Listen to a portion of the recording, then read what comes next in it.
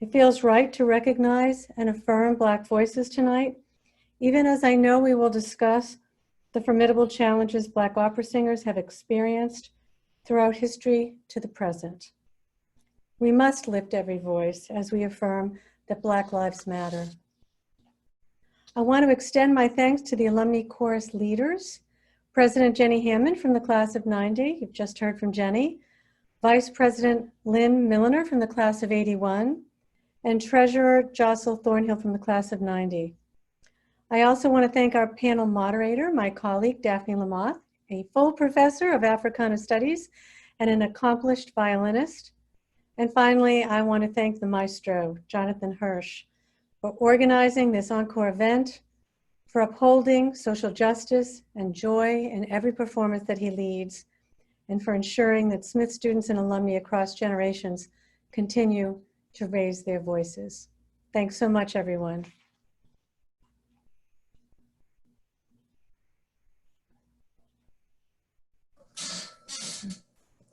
Thank you, Kathy, for your thoughtful remarks. Please join me, everyone, in thanking Jenny Hammond and the Alumni Chorus Board for organizing this evening. In April, when we first discussed this event, no one could have predicted the current groundswell of support for the Black Lives Matter movement. We all have a responsibility to participate fully in pursuing safety and equality for people of color. Our actions and our singing speak loudly and powerfully. On Performance Day, March 7th, I shared that my value system was forged during 33 summers in which my parents, and later myself as an adult, brought a group of high school students to live for 6 weeks in a Black, Latino, or Native American community in order to work alongside residents to build or improve their homes. Especially in the South, I became acutely aware of the ongoing effects of slavery in this country. Everyone we worked with in those summers lived in unimaginable poverty. As a result of their faith in God and in humanity, however, they expressed gratitude daily for the blessings they had. I have never seen anything so uplifting and inspiring. Often, and especially during the last 3 months, I think about a career path that would have allowed me to make a difference daily for people with little material wealth. I shared this because I wanted the students to think about being intentional in their future choices. So because my career chose me, I strive to make a difference through music. While planning, I asked myself, is opera still relevant? Our panelists will discuss this from the performer's vantage point. You will learn from them that this music is still relevant, but that classical music must be more open to people of color, both on stage and in the audience. To do this, we cannot ignore the difficult questions. We must shed light on the issues and discuss them openly. With thoughtfulness and intention, we can keep this music alive for future generations. For many students and audience members, our March performance was their first exposure to opera. As I conducted, I witnessed the dramatic and expressive solo performances profoundly and visibly affecting the students on stage. But what made this an unforgettable experience was interacting with the artists, learning about their lives, and hearing from George Shirley about his distinguished career. Looking back, we were so fortunate that we performed that night and congratulated each other with handshakes, high fives, and hugs. Today, against the backdrop of current national conversations and protests, I pray that our performance and the words we hear tonight will inspire everyone to work toward a day when, regardless of the color of our skin, we can all join hands and hug and sing together as one. Thank you.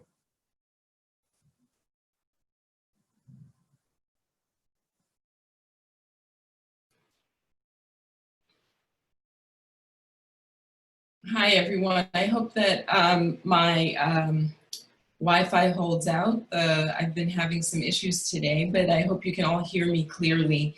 I'm very happy to have the opportunity to sit, at least virtually this time, around a metaphorical table with these very wonderful, accomplished, and esteemed musicians. If I were to give a more traditional introduction, you would hear me using words like remarkable, esteemed, trailblazer, versatile, gleaming, stratospheric, stentorian, and honeyed. If you had a chance to watch the concert, the recording of the concert, you will know exactly what these adjectives describe, the splendor of the human voice. I encourage you to read their biographies to get a fuller picture of their many accomplishments and achievements. But for now, I just want to invite each of the panelists, starting with Mr. Shirley, and maybe we'll just kind of work our way through all of the panelists and end with Rod. I invite you to introduce yourselves to our attendees, the audience, so that they can get a picture of you before we begin our conversation. My name is George Shirley. I have been blessed with having a career as an opera singer and blessed with having a career as a teacher on the academic and high school level. And though I'm retired from the University of Michigan School of Music, Theater, and Dance, I still do some teaching for them, which is wonderful because it helps the gray cells between my ears to stay alive because they're challenged every day, and I love that.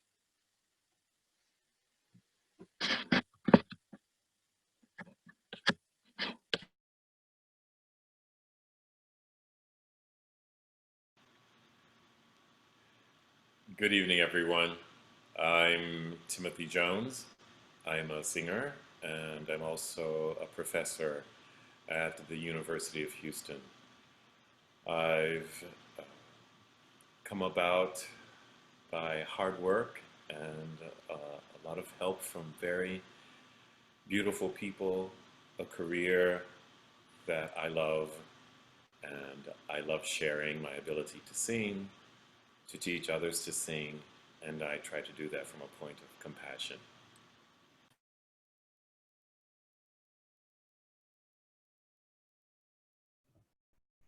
Hello, my name is Karen Slack. I am originally from Philadelphia, Pennsylvania, where I still reside. I am an opera soprano. I am educated from the Curtis Institute of Music in Philadelphia. I did my both of my degrees there. I did my young artist in San Francisco Opera. And I have been fortunate enough to sing all over the world and in America, and still do, even pre-COVID, hopefully post-COVID, I'll still have a singing career. And it was such an honor and a pleasure to share the stage with the students and Maestro Hirsch and my soloist friends, colleagues who are now friends.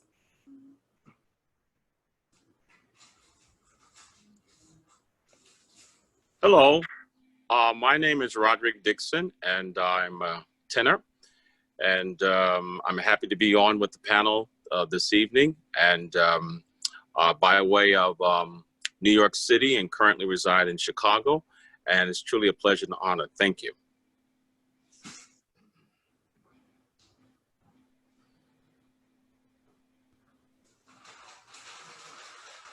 So before we get started with our conversation, I just want to set a little bit of context, I guess, for our conversation because it's so different.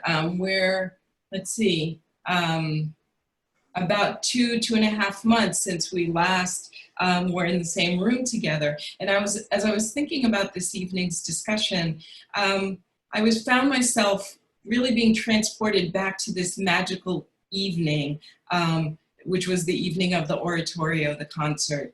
I remember in very vivid ways the that feeling of being on stage in John M. Green Hall, surrounded by what seems to me like a couple of hundred singers and musicians. I don't know if that's a perception, but it was a tremendous number of people. And this was before the days when social distancing would become such a common part of our lives and our vocabulary. It just feels like a wonder, right? Especially given that we don't know when we will be able to come together in a setting like that again with a large group of people. I remember the drama and the sheer artistry of your performances, Karen, Tim, and Rod. The gravitas of Mr. Shirley's remarks during the interludes, and the emotional power achieved by a group of people coming together with a common purpose, which is to make music and to do something, to make something beautiful. Of course, I'm also struck by the extent to which the world has changed, or has appeared to change so dramatically since that day, right? First, there's the COVID-19, the pandemic, and its devastation on so many sectors of society, most especially on Black and Brown communities who are being affected in such disproportionate and devastating ways. And then that was followed by the murders of Ahmaud Arbery, Breonna Taylor, George Floyd, right? These names that we now know are so familiar with, and then we didn't know them. Each of their killings are a gruesome reminder of society's objectification and dehumanization of Black people. And now we're in this time of social uprising and protest. Another reminder, perhaps, of the power that can be mobilized when people come together to make something happen. The hard truth is that anti-Blackness and institutionalized racism are in fact not new. The unjust killings of Ahmaud, Breonna, George Floyd, they may be shocking, but they aren't surprising. So we're gonna have this conversation today about Black voices in classical music, about your experiences as African Americans in opera, in a context that feels completely different from when we first had this conversation. But at the same time, I can't help but say, with the exception of the novel virus, it isn't that different. It isn't all that new. So this context may shape some of the things we talk about today, but there's a part of me that feels like it shouldn't at the same time, right? You especially are artists, and that you're in the business of making music. And music has the power to express so many things, both pain and joy. So what I hope is that we can revisit what we experienced during our first discussion and during the concert, which is the tremendous capacity of music, and in particular of African Americans' artistry, to remind us of and to put us in touch with our humanity. So with all that said, I'd like to begin our conversation by inviting you all to introduce yourselves again in a more fleshed out way, by talking about or sharing with us how you came to pursue a career in opera. It's not that common, and your paths are all really fascinating. So I'd love for you to share that with the other attendees. Mr. Shirley, if you could start us off, that would be great, given that you are the trailblazer on the panel, and we can kind of go from there. Well, I've often said that if my ancestors had not been ripped out of Africa, I probably would be doing basically the same thing that I've done professionally since 1959, when I started my operatic career. I probably would have been a griot, the performer who sings, dances, and carries the history of the tribe. For me, it's the same thing, only the words and the style of music are different. I started off as a teacher in the public schools of Detroit, on the high school level as a music teacher, vocal music, choir glee club at one of the two basically black schools in Detroit in 1955. And that was interrupted by military service, even though Korea had ended about a year before I graduated.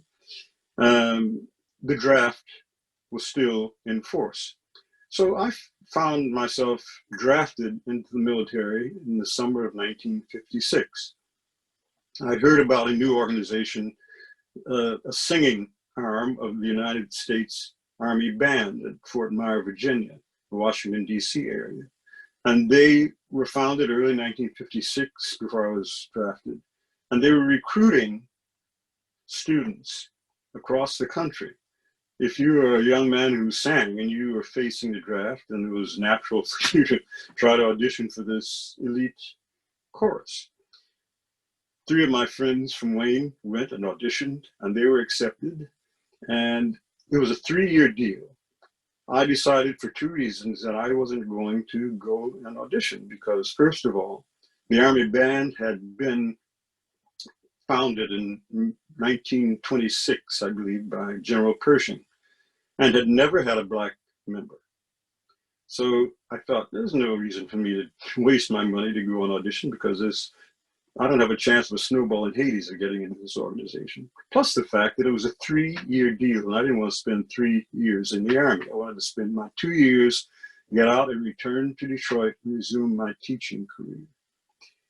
Well, I went into the Army as a bandsman. I learned to play euphonium in a little community band that was formed at my church, and that was my tuition. That was for my scholarship for my 4 years at Wayne University. So after about 3 weeks of playing in the band and during my second 8 weeks of training at Fort Leonard Wood, Missouri, I thought I would probably go crazy if I spent 2 years playing the flag up in the morning, playing for graduation cycles. Fort Leonard was an engineering school, and then playing 8-ball until we had to play the flag down at night. So I, along with 3 of my colleagues in the band, went to Washington, D.C. to audition. Now, my colleagues were both Caucasian, and they sang their auditions before I did. And the captain, who was conductor of the chorus at that time, a man named Samuel Laboda, who eventually became the commander of the Army Band, he told them, "Thank you very much, but we can't use you." I thought, well. So I sang my audition, and he said, "Can you wait a few minutes?" And I said, "Yes, sir." A few minutes became a half hour, and I thought, yeah, here it goes. And he came out and he said, "Well, we would like to have you join us if it's what you really want." And I said, "Sir, if it wasn't what I really wanted, I wouldn't have traveled all night to get here." So they took me into this organization, and I was the only black face in the group. Many of the fellows were from the South, and and others, a few from the North. Some of them were really welcoming from the very beginning. Others were a bit distant. But eventually, after I had spent my 2 years, because they didn't insist that I go in for 3 years, they took me in as a 2-year person. But I made friends in that organization that are like brothers indeed. But one of them in particular was the reason why my career path changed from teaching school to performing on stage in an art form that I had no interest in when I was in school. His name is Jack Gillespie. He sang in Germany as John Gillis and came back to the States, and he ran successfully the opera program at Texas Tech University, which produced Terry Cook, African-American bass, and Susan Graham. And Jack, as were many of the guys in the chorus, was studying with a private teacher in Washington. There were no teachers that they were working with. And he kept urging me to go and sing for this fellow he was working with, an old tenor who had had a career in Europe and in the United States, Cincinnati Opera, early in the last century. And so finally, just to shut Jack up, I decided, okay, I'm going to go and audition for this old fellow. And the old guy looked at me and he said to me, after he heard me sing, "You study with me 1 year, I guarantee you'll have a career." Hmm. Well, no one had ever said that to me before. I sang solos in high school. We had a great music program in Detroit's public schools. And I sang solos with the Army Chorus. But no one had said I had career potential for something that I hadn't ever had any interest in. Even though I sang my first opera in my last semester at Wayne, the Glee Club, we didn't have an opera program. It was a music ed school, but the Glee Club director came in and said, I want to do Oedipus Rex. Take a look at the role of Oedipus. And I said, okay. And we did it. Did 3 performances. I loved the whole experience of it, but it didn't say to me, this is going to be your professional life. I was looking forward to getting back to Detroit, resuming my career as a teacher and taking care of my wife and our newborn little girl. But this old fella said that, and I thought, well, okay, I don't want to go back to Detroit and 10 years down the road kick myself for not finding out whether he knew what he was talking about. So I signed up for an extra year in order to have income and benefits to be able to take care of my wife and our brand new baby girl. And I studied with him for 1 year. He gave me, the first person who gave me an idea of what it would be to be an operatic tenor. The way God works, about 2 weeks after I signed up, I got a call from a woman named Sally Tournow. She said, I have a company that does its summer season in Woodstock, New York. We just lost one of our tenors. Our bass told me to call you. Well, the bass was our barbarian, who had taken a degree in law from the University of Michigan, never used it, wound up singing for about 20 years as a bass at the Metropolitan Opera. Go figure. And Ara got out of the Army about 2 months before I was due to get out, so he didn't know that I had signed up for an extra year, so he told her to call me. I told her I can't do it because I just signed up for an extra year in the Army. Please remember me because I'll be getting out about this time in 1959 and I'll need a job. She said, well, come up, audition for us in January and we'll see where it goes. And it went. I made my debut at this little company, little theater seated about 200 people, 2 pianos, no chorus. We sang solos, we sang the roles, we sang the chorus part when called for. And I made my debut singing 5 roles, all in English, thank God, because French was the only language I ever studied in school, and we never spoke it. We conjugated verbs until they were coming out of our ears, we never spoke it. So I made my debut as Eisenstein in Die Fledermaus. I sang Rodolfo in La Bohème. I sang Haroun in Bizet's first opera, Jamile. I sang Torquemada in Ravel's Espagnol, and I sang Belmonte in Mozart's Induction from the Seraglio. That was my introduction to this art form that I had known nothing about. But when I walked out on stage that first night for Fledermaus, I knew I was doing what I was born to do. And the rest of it went much more quickly than I ever thought it would. In 1957, the course didn't travel that much, but we took a trip out west, and on the way back, we did a concert with the Denver Symphony. We had about 3 days in Denver. I'll tell you this, and then I'll shut up. And so some of us, including our barbarian, we rented a car and drove up into the mountains to see the area. We went to the campus of the University of Colorado, and we wound up in Central City that night. We were walking down the main street, and Ara saw someone coming towards him that he'd been in law school with. This fellow turned out to be the chief tour guide for the summer and also the head usher for the opera. So we wound up with 4 tickets to see Rigoletto, my first experience sitting in a theater listening to an opera. The baritone was Frank Guerrera, the Metropolitan Opera stalwart. The soprano was Joan Carroll, who was singing successfully in Germany. The tenor was John Crane, who sang with the New York City Opera. And I sat there that night listening to John blow the walls out of that little theater. And I thought to myself, it's a blessing that I never wanted to be an operatic tenor because I could never do that all night long.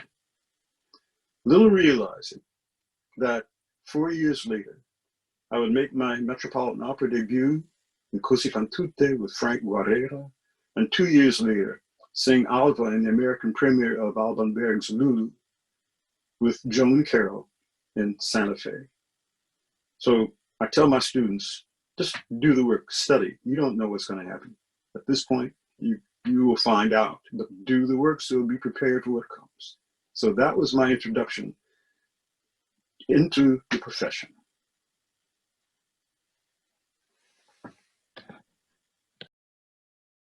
Thanks. Who would like to go next? Karen? Wow, how can I follow that?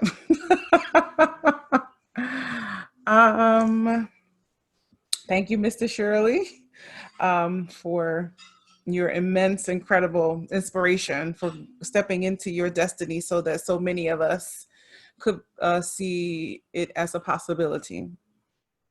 I was born in Philadelphia, not to a musical family really at all.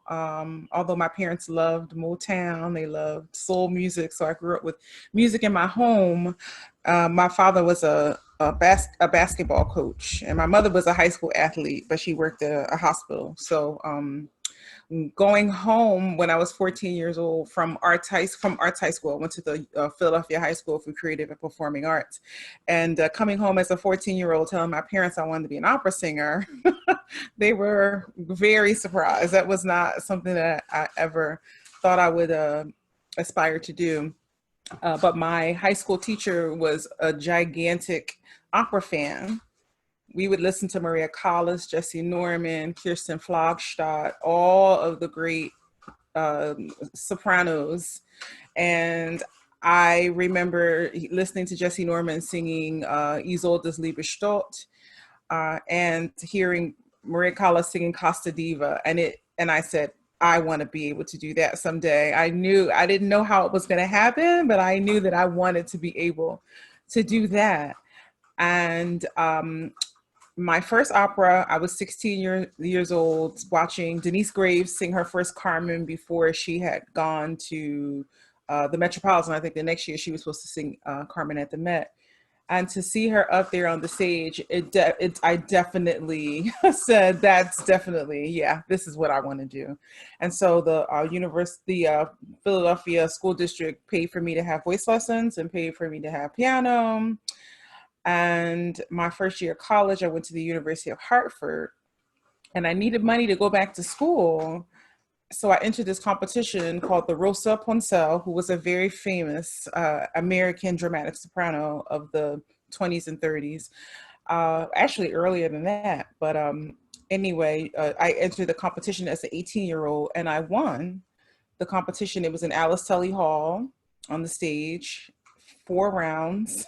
I was a kid. I had no idea. I just knew that I wanted to win a couple $1,000s, and I wind up winning $50,000.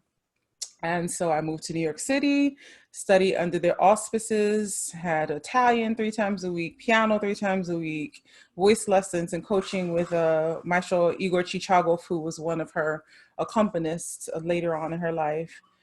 And then I was supposed to make my big debut in Lincoln Center. And I decided that I was not ready. And I had no idea why I decided I wasn't ready, except the fact that I was in an agent's office in New York City. And she was telling me, well, when you do that, you're going to sing this here, you're going to do this here, you're going to sing this concert here, this recital here. And I just didn't have any idea what she was talking about. And so I told the foundation that I was not going to make my Lincoln Center debut in a recital, that I was going to go home to Philadelphia. And they said, well, we're going to pack your bags for you. And they sent me right on out on the next thing smoking. And I was sitting, it's a funny story, in a Wendy's in Philadelphia, which is so odd, right? A fast food restaurant. And these kids came over to me and said, you're that girl that won that big competition a few years ago. And I was just like shocked that anyone knew who I was. And they were students from Curtis Institute of Music. And so they take me back to the school, and we're like, jam session, rocking out, singing for each other. And they told the head of the voice department, Michael Eliason, that they had met the girl that won that competition, that 18-year-old girl that won that competition. And he invited me to sing an audition, and I got into Curtis. And so I spent 6 years at Curtis. I did my undergrad in my grad there, and sang 9 roles, which is incredible for to sing any of that amount of operatic roles in school, but all appropriate things for someone who was under 26 years old. And so after I graduated, I went to San Francisco Opera to do the Marilla program, which is a summer program for San Francisco Opera. And they asked me to do the year-long program, and I spent 2 years as a young artist at San Francisco Opera. And I started my career singing, covering in big houses and singing internationally, doing lots of concerts. And then 2008 happened and the economy tanked and my whole life changed because I lost literally 8 gigantic contracts. And I didn't know what to do because I had had this steady kind of rise up, through the career, the traditional American way we're trained, big school, big young artist program, competitions, and then I had no work. And I had an agent in Europe and they didn't know what to do with me. And, it was crazy. So for 2 years, I just kind of sat at home. I just got married to my husband. I'm still married to him, but I got married and, I was depressed. I didn't know what I was going to do, but I never stopped singing. I never stopped singing, even through not having any work, not knowing what was going on. Even if I warmed up for 30 minutes a day or, worked on some repertoire, I expanded my repertoire because I didn't have there were no holes, where I can't sing this because of my voice. So I can't sing this because I don't have this coming up. I just learned as much repertoire. The things that I knew I wanted to sing is what I learned. And so when 2010 rolled around and things started happening, I was prepared for my auditions and I will go in and sing for people. And I started working again. And I started working at every level of company, because things were slowly opening back up. And I'm fortunate to have been someone to come on the other side and still be able to sing at the high, all levels, the big opera houses and orchestras and the middle ones and some small ones too. So that's sort of my career. Throughout the journey, I picked up a little teaching on the side, a little administrative work. I found that I love to go on the other side of the table when I'm done, but yeah. And like I said, I hope post-COVID this is another thing, some of us who've been through all these peaks and valleys in this career, during these times, it's just, a lot of us are just very resilient in that way and just keep going. I'm hearing a refrain, which is to do the work, that persistence in your remarks. Tim, would you like to follow up, join us? Oh, sure. I'm happy to add my little story, my few stories to this incredible group. Thank you, Daphne. Karen, it's great to hear you speak about what you've done. And Mr. Shirley, who was my teacher at Michigan for my master's degree and doctorate degree, several summers at Aspen, I feel so honored to be involved in a conversation that spotlights what we have done in this world of music and opera, and to share with you and everyone who's here today. I would say that my coming into a career in opera, I have to give credit to so many people who helped me along the way. And in telling stories about them, it just shows another way that one can come to have a career in opera. My family is financially very poor, and I would not have been able to study classical music. But through several scholarships, the first and most important one was for preschool. My mother's sister came to live with us, and in return for living in my parents' home while she was in nursing school, she taught their baby how to read. So every day, every evening, she would read to me after she finished all her studies and made sure that I learned to read. And we knew that there was a very good school in my hometown of Shreveport, Louisiana, that would accept black students to study. And she told my parents to take me to that school. Take him to Lakeside. We can't afford it, was the response. Don't worry. Once they see what a smart aleck he is, they'll take him. So precocious child is maybe another way to say it. But one of the stories I like to tell about going to that school was the exam to get in. They had several things and wanted us to tell them that we knew our colors and that we knew how to read. And they said, now what color is that? What color is that? And I said, well, it's pink, but most people would say it's salmon. So they knew they found someone who was a little bit different and special in so many ways. I got into this school. This school exposed me to things that my parents would not have been able to expose me to. They took us to cemeteries for mausoleums. They took us to the Coca-Cola bottling company that was in town. They showed us all these different kinds of ways that one could have a job and or career. I gravitated to this musical one. They took us to the symphony, to the ballet, and I loved the symphony. This guy came out and threw his tails and sat down at the piano and played a concerto, and I thought, that's what I want to do. I want to be on stage and be a concert pianist. So I told my parents I wanted to learn how to play the piano. They took me to a jazz teacher, and I was a little bit annoyed by that. That's not what I meant. But one day, my father was flipping through the channels on television, and there was someone, probably Liberace, playing a piano concerto. And I said, like that. That's what I want to do. I want to play the piano. I want to play that kind of music. And my father looked at me as if I had 3 heads and said, go get your mother. She's got to see this. And I remember that event so well, of them looking at each other thinking, how can we afford this? Well, they did the same thing. They found a classical teacher, they took me, and she scholarshiped my ability to study piano. Since I was 4 or 5 years old, picking up musical training in my elementary school, back in the day when there was solid music in public school, I learned to play the cello because my hands are the size of mittens. So they put me on cello, and I played in a string quartet. I love talking about the string quartet because it was a very diverse group. And we ended up being called the Baskin-Robbins String Quartet. And Baskin-Robbins ended up sponsoring us so that we would play there every Saturday when people were coming in.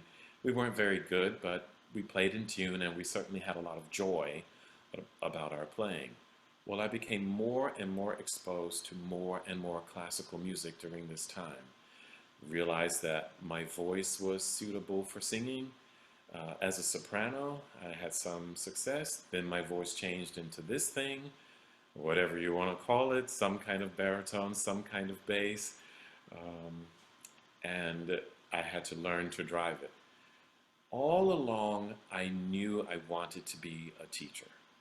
I didn't know if I wanted to teach mathematics or music, but I knew I wanted to teach. So I continued to study.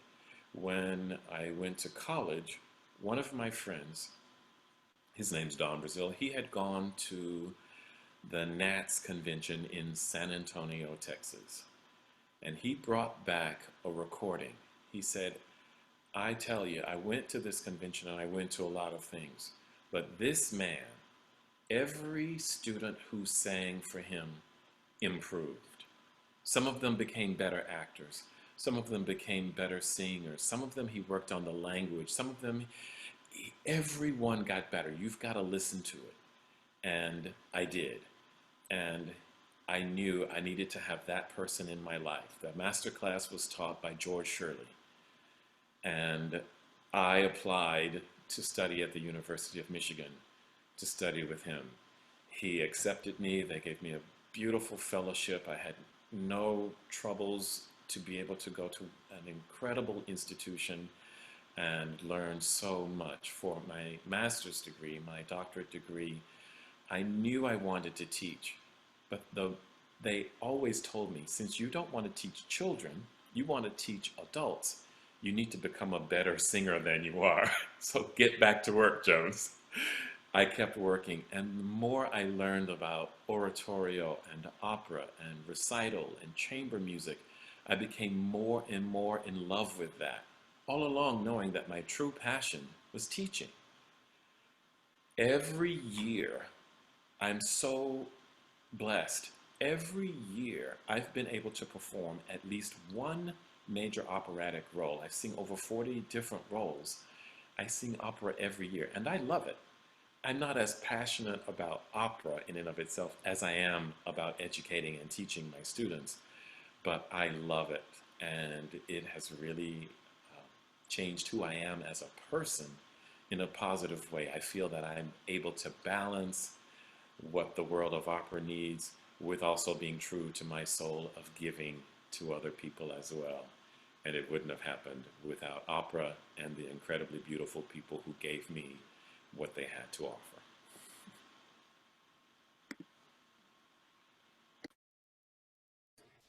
Thanks, Rod, you're up.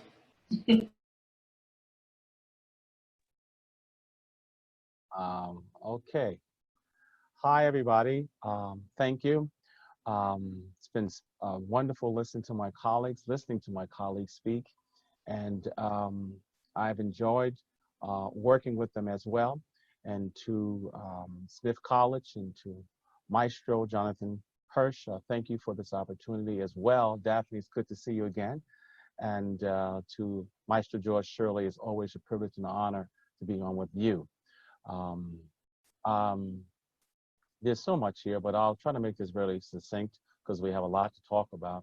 But I'll say that I started in the church. My mother and father were, they had great voices. My father was a high tenor. My mother was a soprano who had a dramatic sound, a very deep, middle, rich part of her voice, and mezzo quality to the sound. And so between the two of them, a combination of both. And at 3 or 4 years old, I imitated my father and mother singing. My grandmother could sing. My grandfather was a tenor. All my uncles were tenors.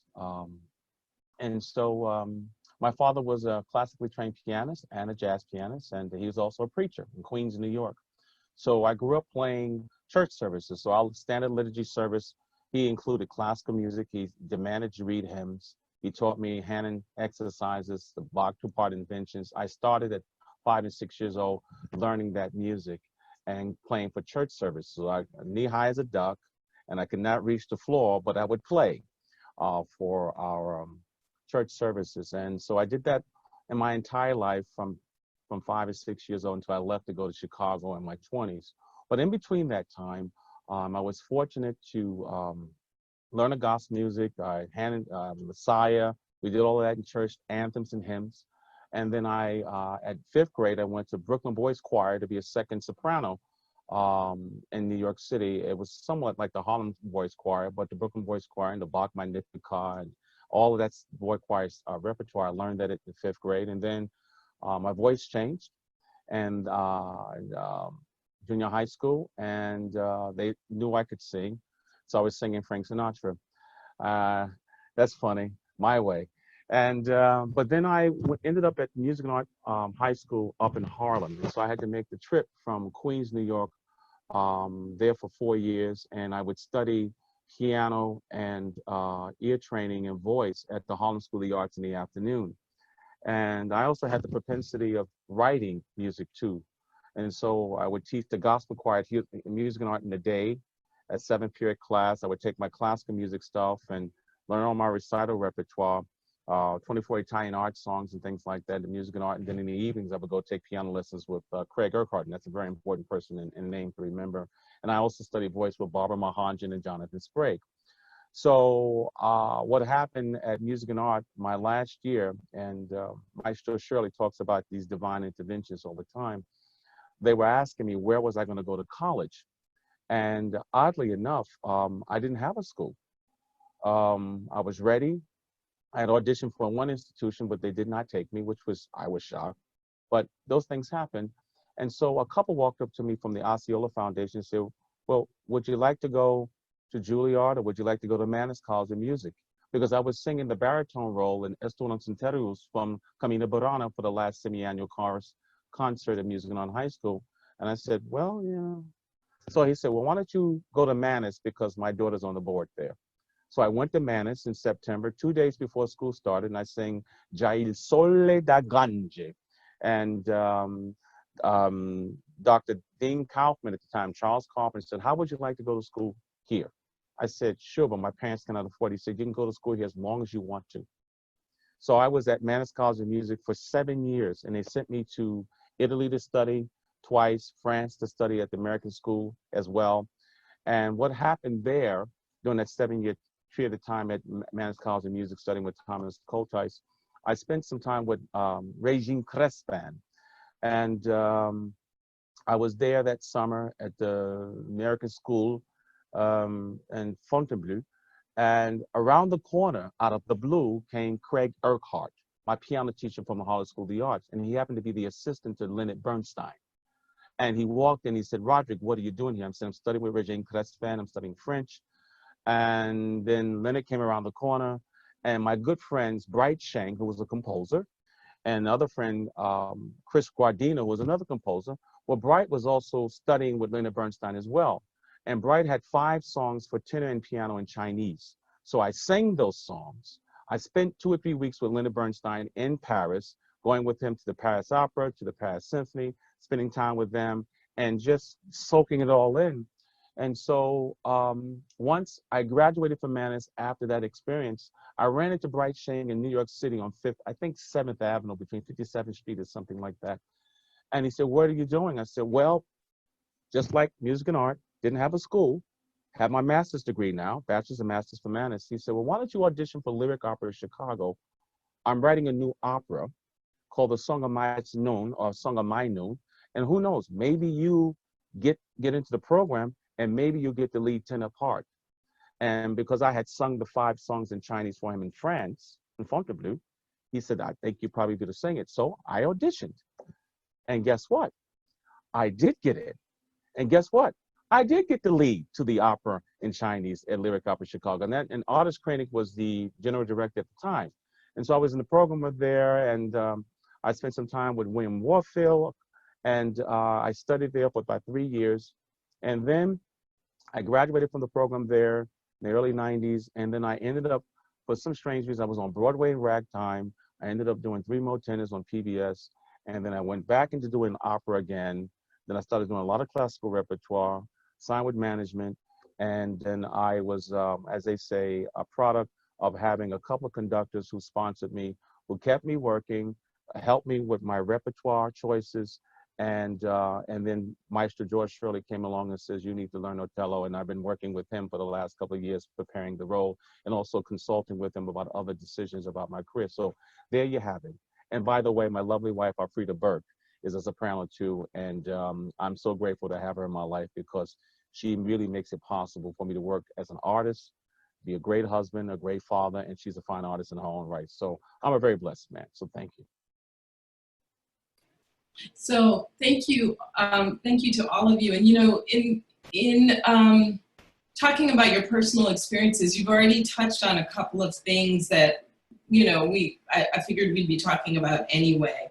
And they overlap with some of the questions that are coming in from the attendees. So I'm going to ask a big question for all of you, but I just want to kind of frame it a little bit. In each of your stories, you all talked about the importance of either having role models like Mr. Shirley or mentors in your lives. You talked about the kind of cultural barriers to that kind of presented themselves as you kind of made your way towards opera, right? So loving music, but being introduced first to a teacher in jazz music, as opposed to the classical music that you really wanted to play, Tim. Or having to sing in so many different languages, mostly European, Romance languages, but in languages other than English. And then there's also the financial piece as well, right? Needing to have or to earn or to win or to find in some way the money to do the study that you need for all the music lessons.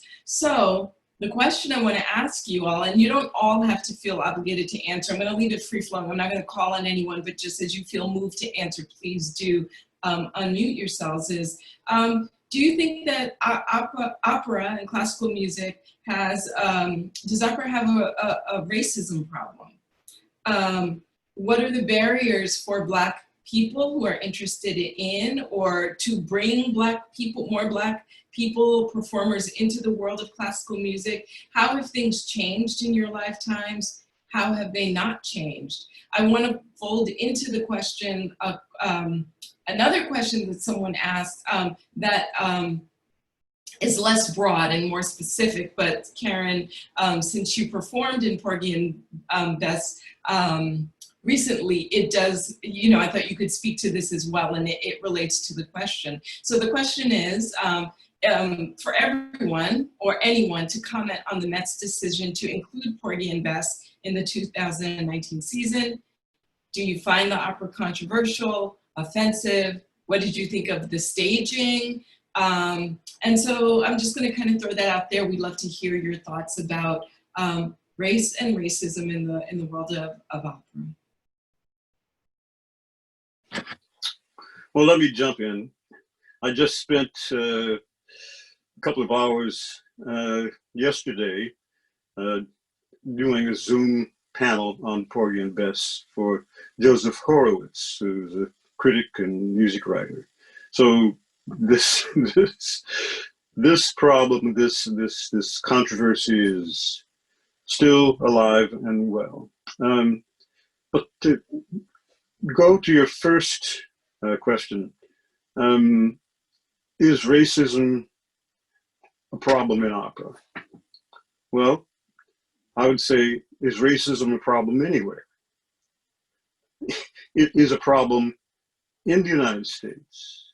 There's been movement towards trying to even the playing field in terms of not allowing what someone looks like to be considered for a role, but then that's not gone away, because we see it, the whole thing about looks is affecting not only Black singers, but white as well. If you happen to be overweight, can you then sing Violetta? Are you too tall, too small, too this, too that? The focus on looks here in this country is having a negative effect on everything. Singers having tummy tucks in order to lose weight, and then getting into vocal difficulty because they're messing with Mother Nature that gave them that voice in the first place. So these things, the surface, and what people expect to see when they go to the theater. Opera is about the voice. It's not about, most of the great singers, many of them have not been matinee idols. They've been people who have built with great throats and bodies that support that. And that thing called suspension of disbelief, it has to be applied to opera, because opera is the most unbelievable art form there is. We don't go around singing to each other. We know when we go to the theater, we're not in Paris, but the audience has to come to a point where they do their part in playing their role to embrace this art form and know that it is about the power of the singing voice to cut through an orchestra and move the listener with the music and the interpretation with the voice of what that character is all about. So the visual still gets in the way for everyone, and certainly for people who are African American or people of color. It's somewhat better, but not good enough. The late Malcolm X says, am I supposed to be happy because you pulled the knife out of my back this much rather than all the way? So we're dealing with a problem that exists in society, that going far enough to eliminate difficulties is something that goes against something that's basic in human nature. And I don't know if it will ever be totally eliminated. The difference between us and them, what have you. So it does exist. It's somewhat better than it used to be. And I trust that what we're going through now will enable us to finally get to a point where the shelf life, after the difficulties we're facing right now, that the shelf life will have a longer existence than it has had in the past, when things have looked positive about movement, change in human behavior as regards compassion, and realizing that we're all the same except for what we look like on the outside.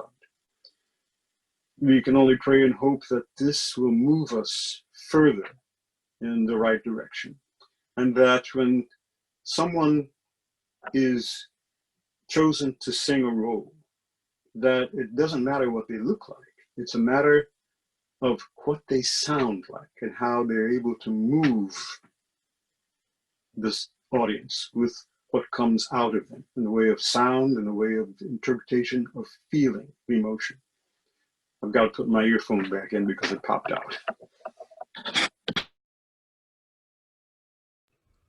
I'll speak up. I feel like I've answered this question for the last 10 days. I don't even remember at this point how many panels I've spoken on since the world exploded. Does opera have a race problem? Yes. But opera also has a lack of diversity problem behind the scenes, a lack of diversity problem on the boards, a lack of diversity problem in stage management, a lack of diversity problem in all areas that keep opera functioning. I believe that the people who cast and the people who hire, for the most part, do the very best that they can, but also a lot of them are unqualified to do their jobs because they don't even know what voices should sing what repertoire, let alone whose bodies fit in what roles and all these things. So, opera just has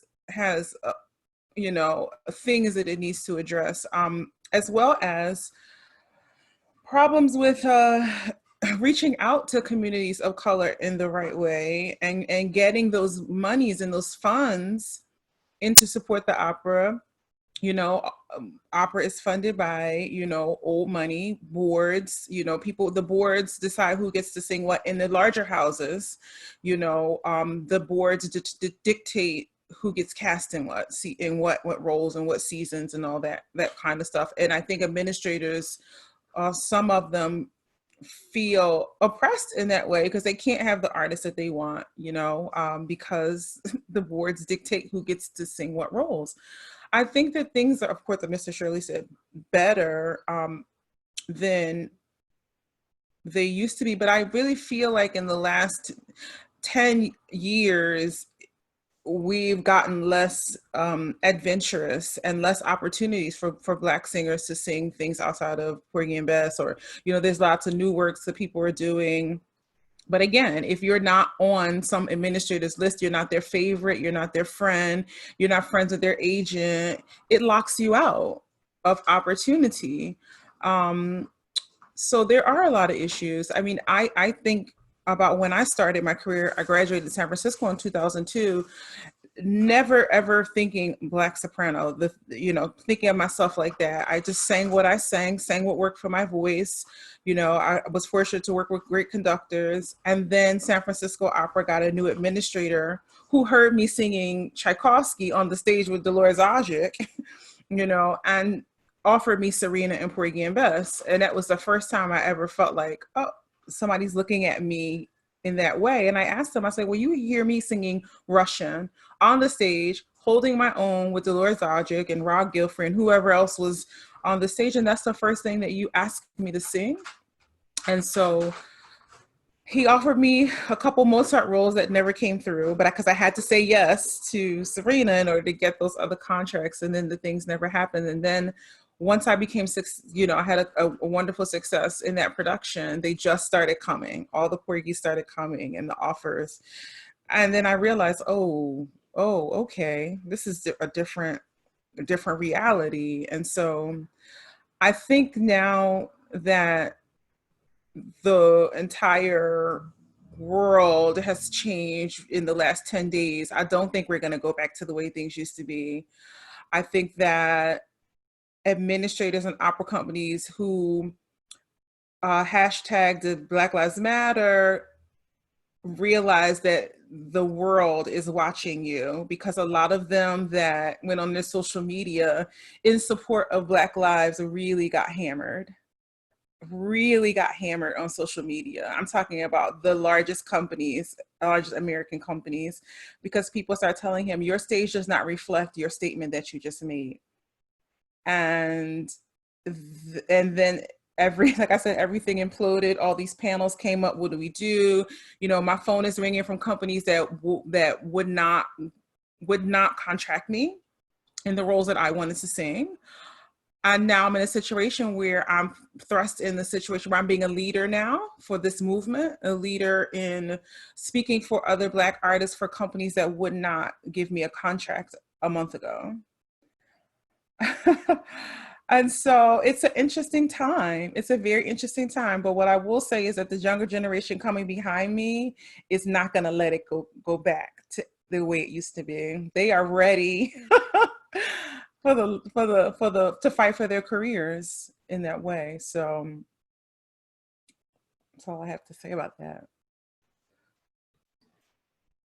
So I'm thinking of it. There are a couple of ways to take this conversation. I guess I'm just really taking in what both of you have said. And the one thing that I'm thinking is that the question that was posed by one of the attendees was asking was asking about the content of the operas themselves, like not just Porgy and Bess, but maybe something like Madame Butterfly, that they have this baggage, right? Because they're kind of shot through with stereotype. And so that's one thing that I'm curious what you all think about, especially because what I was hearing from you, Karen, was that in a way it's like a blessing and a curse, that you had to first prove yourself on that stage in that opera first before the powers that be could even imagine you in other non-typically Black roles. And that's a really interesting dynamic. I'm wondering if other folks have that experience. Maybe I misheard what you were saying. I did. Okay. So you should clarify, because I misheard. But also I wanted to say, I remember some of you, Karen especially, and Tim, talking about the importance of new music and other composers and not just going back to the familiar well. And so I was wondering if you could talk about that maybe as well. Okay. Clarify, because I got it wrong. No. Alrighty. No, I was saying that I did start my career singing lots of Mozart roles and singing big orchestral works and singing Tchaikovsky on the stage of San Francisco. But when there was a new director that came in to run the company, that was the first thing that he offered me on his new tenure was Porgy and Bess. And so as my voice started to change and develop, I started getting more offers to sing Porgy and Bess and less of the offers of sing the early Verdi things. And like I said, the way I started my career. And so once you do one or two that's very successful, then they just started coming in. I was a part of the New Met Porgy, and while it was amazing to see so many incredible artists on the stage. I was not a fan of the production, and I love the director. I've worked with him last season at St. Louis, but it was not my favorite. And I wish they had just gone all the way with the new production, and they threw so much money in it. I wish they had invested in the culture in the way that I think that the Met, after not having presented Porgy and Bess for so long, I wish they would have had a Black director, more women on there. You know, they had a Black choreographer, you know, which was fine, but it was kind of put on top of something that was already built.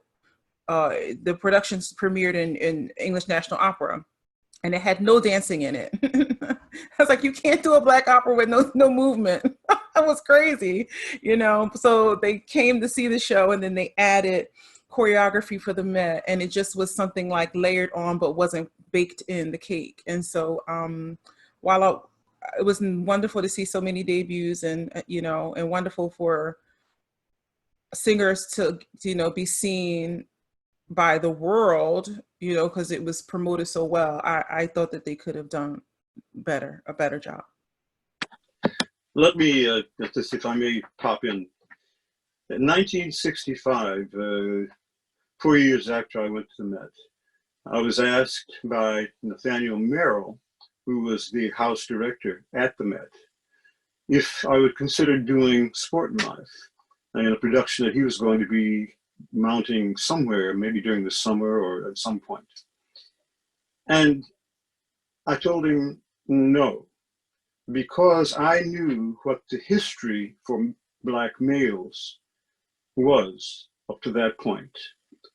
Guys who sang the roles successfully in Porgy and Bess, and then couldn't find work to be hired in other roles.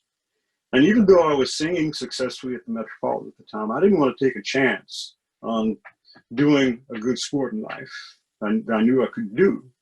And then having people rethink, well, that's what he should be doing. You know, that's his hiring to do that.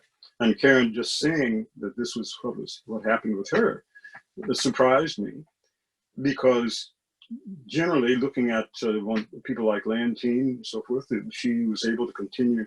It launched her career, and she then did everything that was right for her.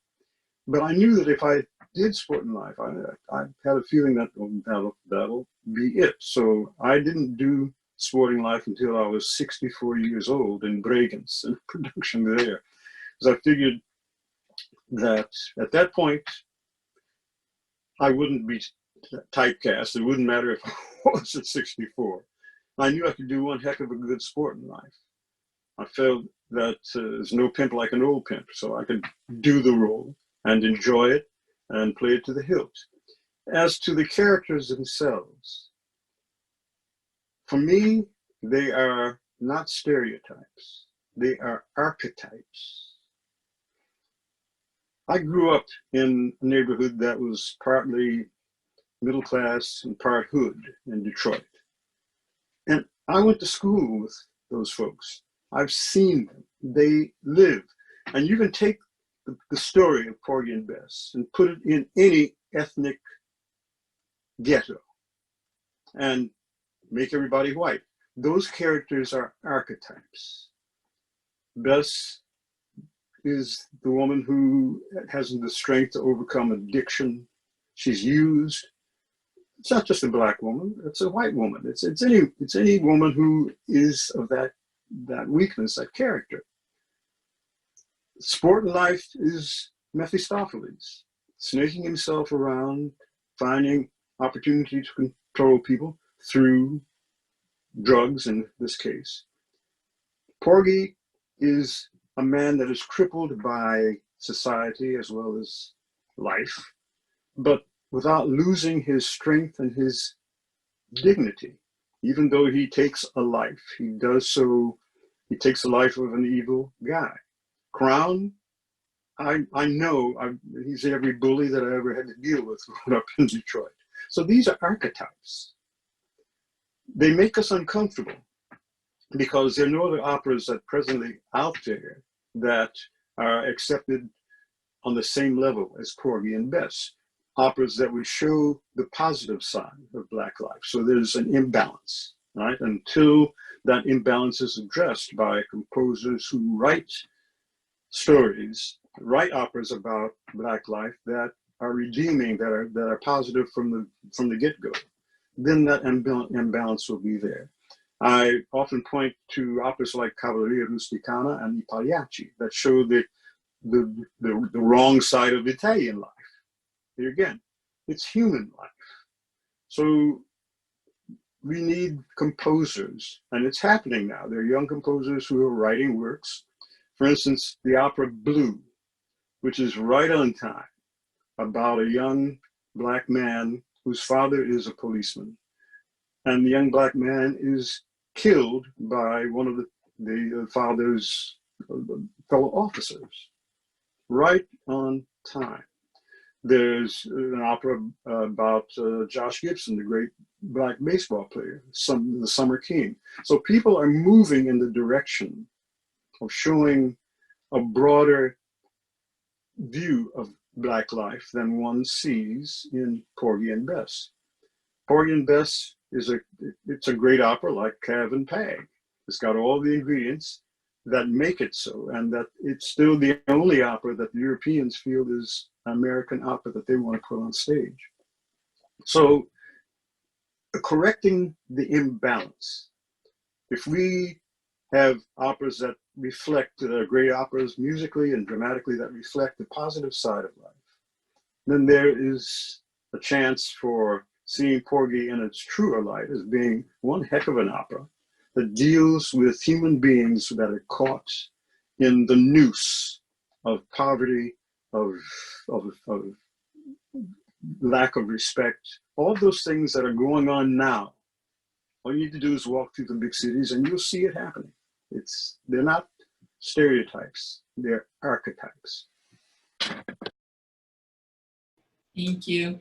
I want to be mindful of the time. This conversation is so fascinating, and I think we could go on for another hour if we had the chance, but it's getting late. So I'm going to merge two of the questions from the audience because I think they speak to a similar thing, and maybe to invite either Rod or Tim to answer or start off the discussion around this. And so the questions are, do you have any thoughts about how to bring more diversity to the opera audience? And related to that, what's the path for more folks to find their way onto the boards and in administrative roles, right? It seems like there's a lack of diversity and lack of the Black presence in, as Karen was saying, so many aspects or so many parts of the world of opera. So what are your thoughts about how to diversify and how to increase the participation of African Americans and other people of color?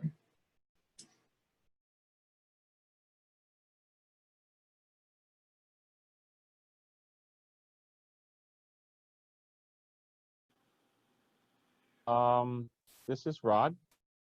Hello? Yes. I had the very great fortune of speaking to a wonderful, beautiful, fantastic, world-class conductor who is at this very moment looking at these questions. He was given a mandate to bring something tangible, something concrete to the table to affect change. And I was very happy to hear this. And one of the things that the mandate was by an opera company here in the United States was that they wanted to have a program that had Black conductors, Black directors, Black administrators. And it was very nice to hear that there was a conversation about that on the administrative side and starting a program in this particular city that they want to get involved in to affect change. The other conversation I had was with management about the possibility of talking to certain individuals who have the financial means to become board members who are interested. And so those two conversations, as of the last 7 days, have shown up on the radar screen. And I thought that, I said to myself, there seems to be an appetite to consider a different kind of conversation about the business of opera in particular, and also the business of symphonies, in particular in the United States. It seems to be an appetite to consider that top down.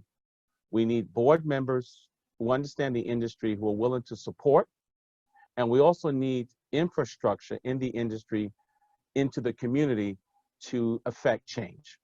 So as of right now, given the fact that a lot of companies are aligning themselves with the current discourse across the country that we can no longer sit idly by and talk about America progressing forward when it's obvious that 400 years of cultural conversation about the races is reared its ugly head in the most profound way today.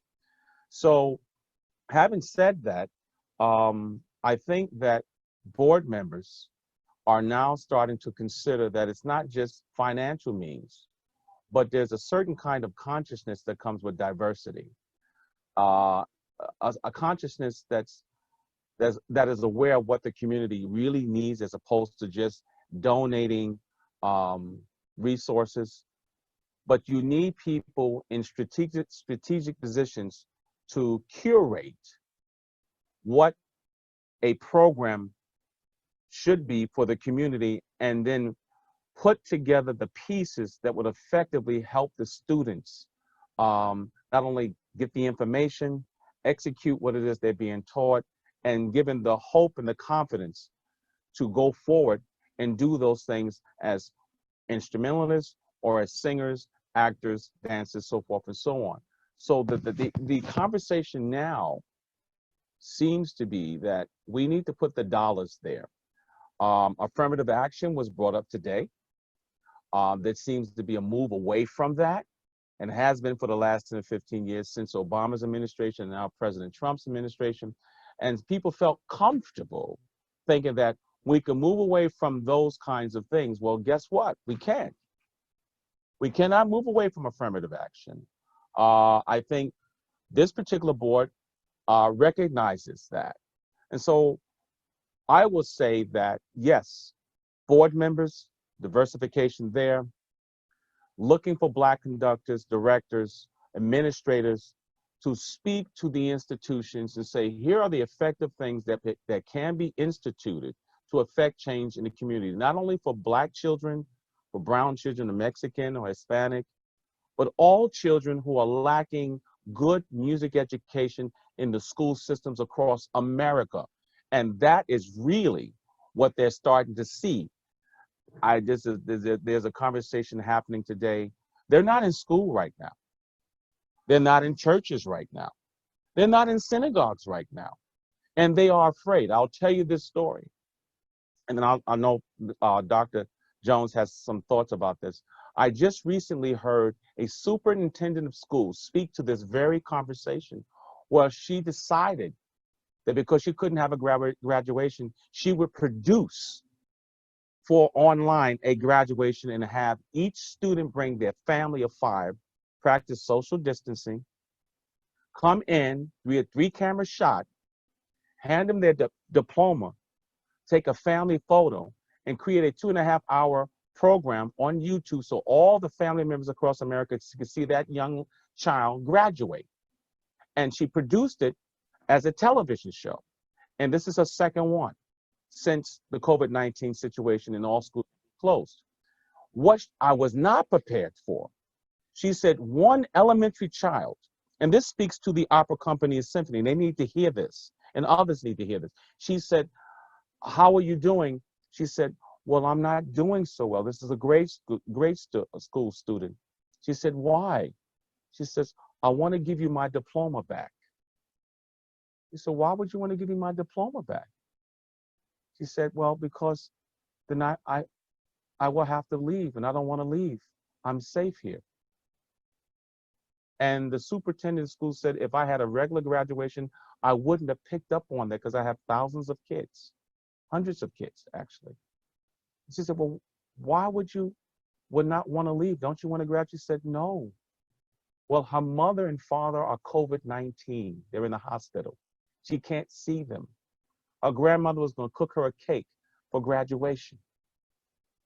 And the superintendent stopped and she said, wait a minute. Your parents are COVID-19. They're not able to be here. Your grandmother's trying to do all she can to give you a grad, and I'm trying to give you this moment, and you don't want to leave. And then the superintendent of schools told me, he said, family after family are coming to the graduation, from the babies up to their high school kids, with that look in their eyes. And she said, I'm going to have to hold on to that one and put her in my prep college because I have to keep an eye on her because she doesn't feel comfortable and safe about graduating because it means loss. Her parents may not come home.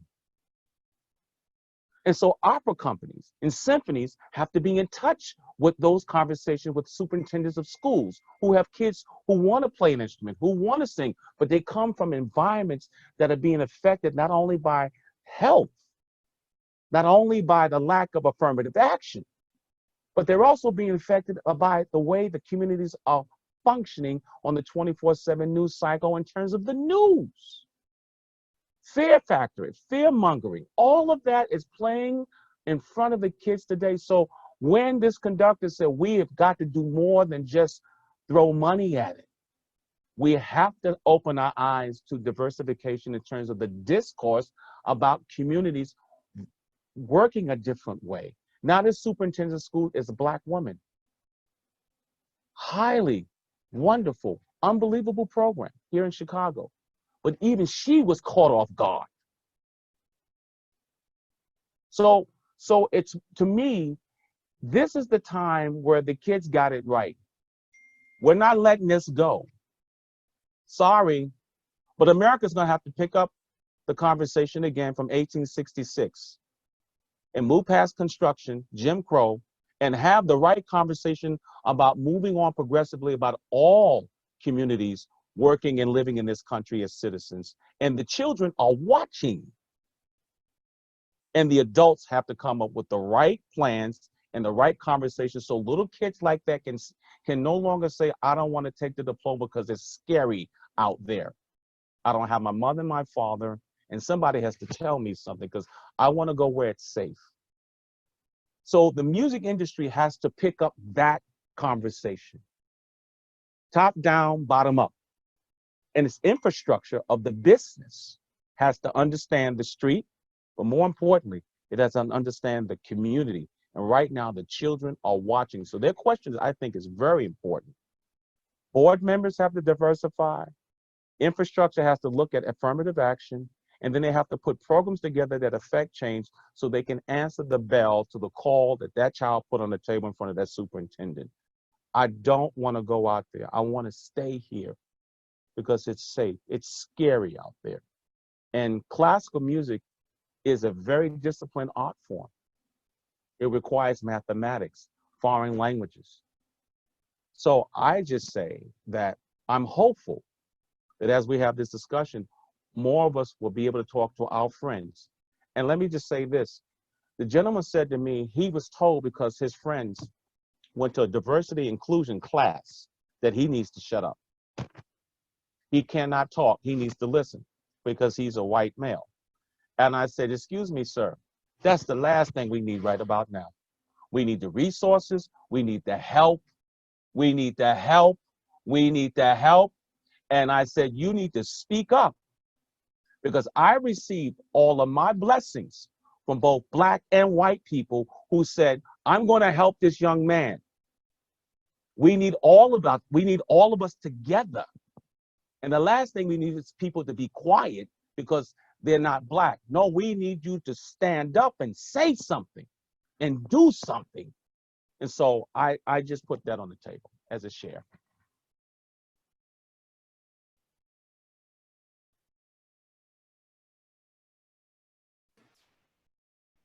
Thank you to everyone. I know that Jonathan and Jenny have a few words to send us off, but I just want to thank you again for the just the generosity of your everything that you have shared with us, your experiences, your talent, your ideas, and your inspiration. And Rod, I think we all take also the charge to go out there and make the change that we want to see in the world. So thank you.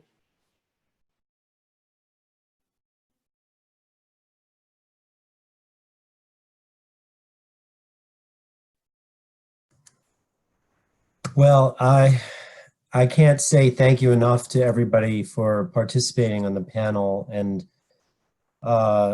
it really was not a repeat of the panel that we had on campus in March. It is a topic, a broad topic with so many questions and so many responses that this was really a different conversation, certainly similar. But I want to thank everybody who has tuned in for this, and the questions that were posed that were not answered, we have written them down, and we will try to get some responses for people to those excellent queries. I would invite everyone, if you haven't yet, to watch the video of this performance, because the picture isn't fully complete if you have not seen these wonderful people do what they do so incredibly well. So please watch that, and thank you again to the Alumni Chorus Board for organizing this, and I will turn it over to Jenny to close it out. Thank you so much. Wonderful, thank you so much. And I just, on behalf of the Smith Alumni Chorus officers, Lynn, Joselle, and I, we are so grateful that you took the time to be with us. Our thanks to Karen Slack, Roderick Dixon, Timothy Jones, and Mr. Shirley for sharing your stories and your passion with us. Thank you, Daphne, for moderating this timely discussion. And many, many thanks to Jonathan for bringing us all together. We also want to thank President McCartney for her welcome and making time to support this event. And thank you to Smith College, for Jeff Heath in IT, Shelley Latham and Anna Goodrow in Sage Hall, Maya Esposito for video editing, and Denise Mater in Alumni Relations. If you would like more information about the Alumni Chorus, please visit our website, our social media sites. We are on Facebook and Instagram, or email us. I believe I put that in the Zoom chat. And we welcome you to sign up for our e-news and get involved, as we are currently seeking an additional vice president and secretary. So thank you everyone for joining us tonight. Have a wonderful weekend.